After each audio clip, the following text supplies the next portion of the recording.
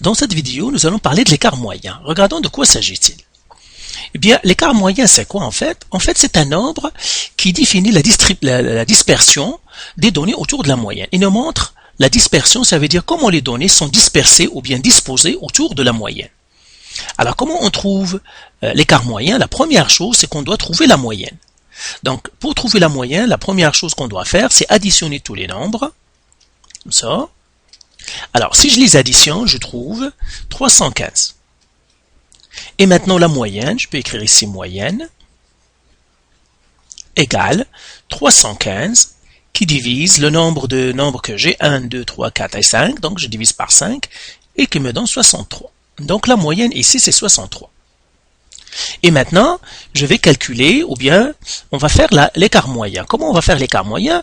On fait un tableau premièrement, donc je vais faire un tableau ici.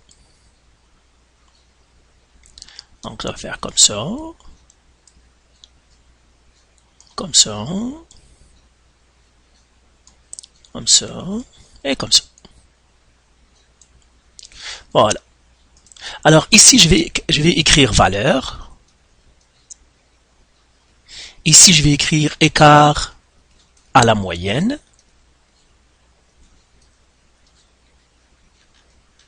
Et ici, je vais écrire valeur absolue. Valeur absolue.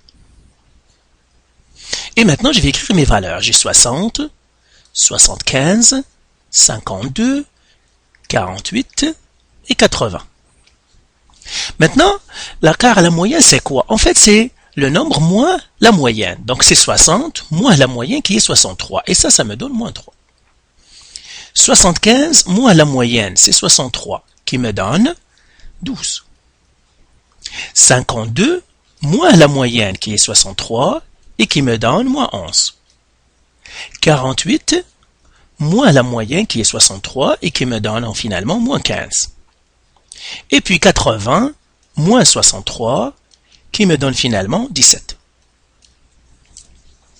Alors ici je vais faire une ligne comme ça. Et là je vais écrire, ça c'est le total. J'écris ici total.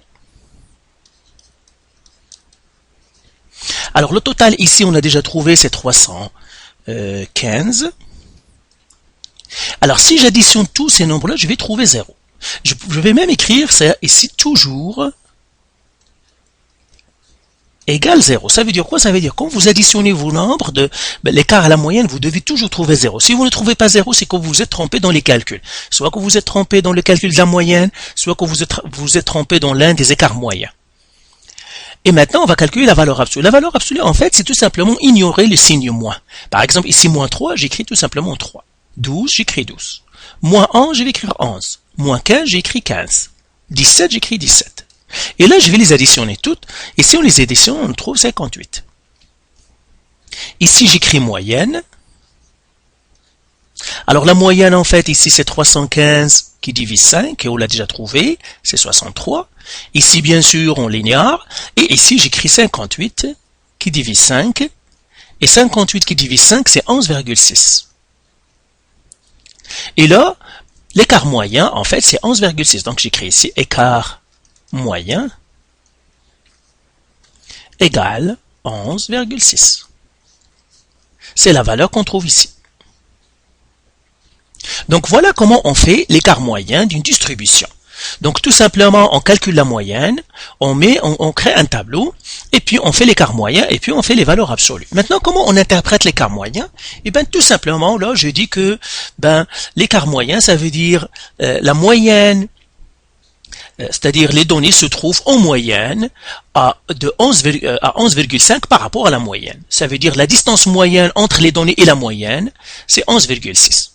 Donc voilà pour l'écart moyen. Faites les exercices du site et faites les exercices de votre manuel. Et si vous avez des questions, vous pouvez toujours nous contacter.